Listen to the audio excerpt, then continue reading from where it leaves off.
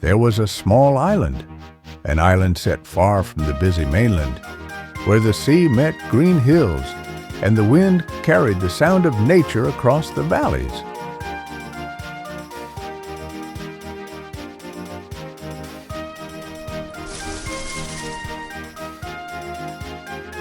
This island was called Sodor. Sodor was a place of many trees and quiet villages.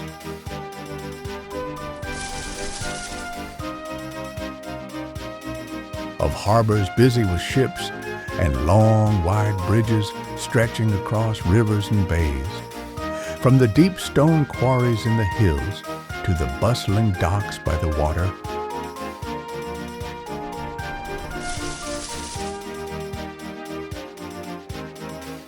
everything on the island depended on one thing above all else: its railway, the Northwestern Railway.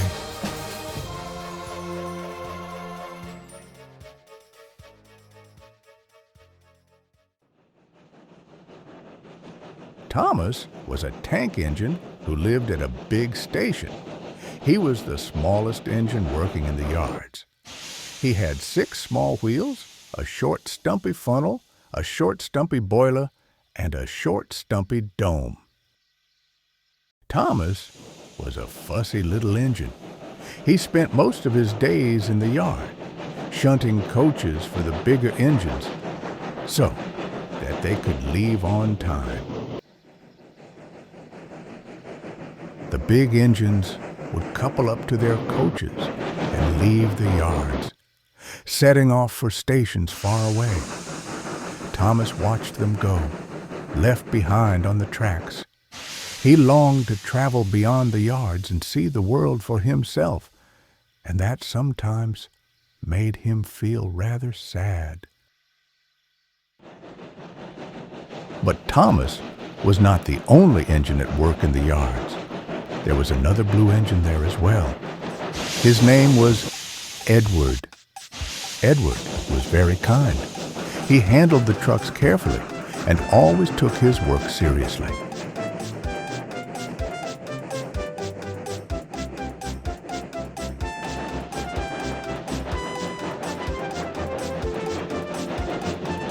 When Thomas felt sad, Edward would speak gently to him. "Don't be upset, Thomas," Edward would say. "If you work hard and do your best, the fat director will give you a branch line one day." And hearing this always gave Thomas a warm and hopeful smile.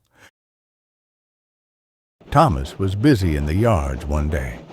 Suddenly, a deep and grumpy voice echoed into his funnel. "Bring me my coaches at once, you little engine!" This made Thomas shocked and frightened. It was Gordon. Gordon stood up ahead the tracks, gleaming and important, waiting for his express coaches. Gordon was a big engine and fastest engine on the island of Sodor, and also the most grumpy one. Thomas heard him clearly, but being cheeky, he moved the coaches very slowly. Then Gordon grumbled when these little engines would learn their lessons. At last, the coaches were coupled, and Gordon thundered along the tracks.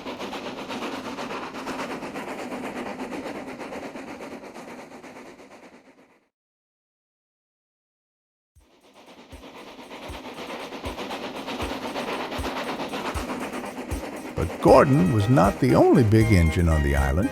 There was another engine nearly as large as Gordon himself. His name was Henry.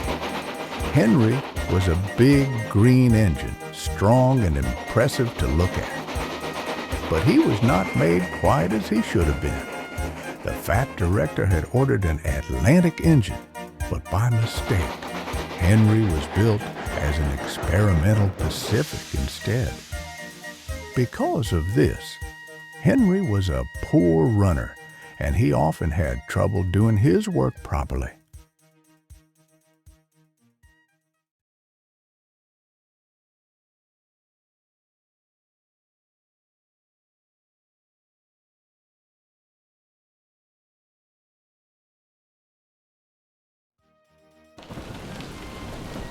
It was a rainy day on the island of Sodor, and Henry did not like the weather at all. He thought the rain would spoil his lovely green paint.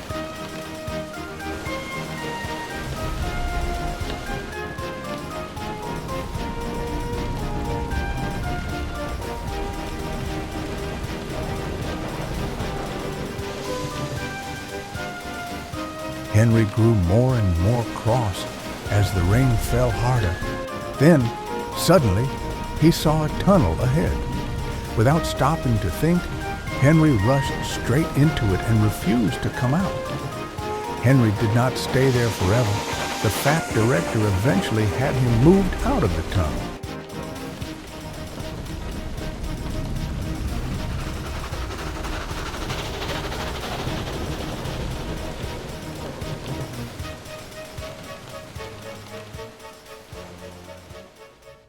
But that night, in the sheds, the other engines laughed and teased Henry about the day he hid from the rain. Once, an engine attached to a train was afraid of a few drops of rain. They all teased poor Henry like that.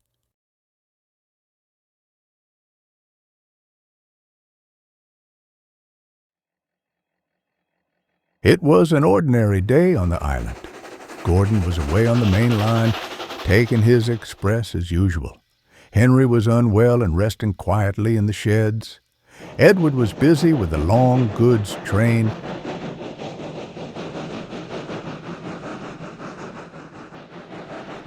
And Thomas was hard at work shunting in the yards. Everything seemed calm. Then suddenly, a voice echoed along the rails. "Help! Help!" it cried. "They're pushing me! They're pushing me!" Thomas was shocked. Thundering down the line came a small black engine racing out of control. Smoke poured from his brake blocks, and sparks flew beneath his wheels as he struggled to stop. Thomas set off after him at once. He puffed as fast as he could, but he was not quick enough to catch up.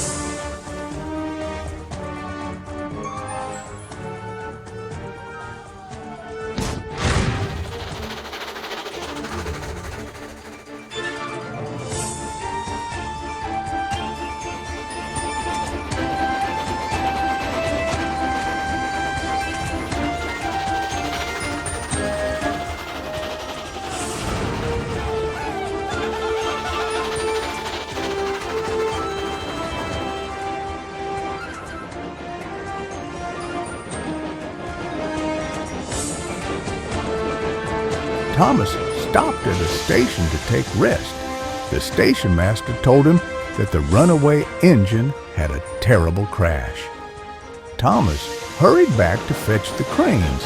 He worked hard, helping to clear the line and shunting the troublesome trucks into the yard and shunted the engine to the steamworks.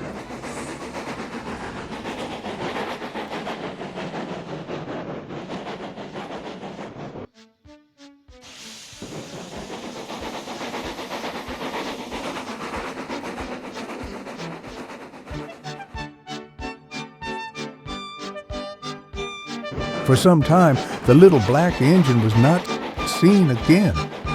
Then one day, he returned to the yards looking very different. "Hello, Thomas," he said softly. "Thank you for helping me. My name is James." Thomas smiled. He was glad to have a new engine on the railway and even happier to have a new friend.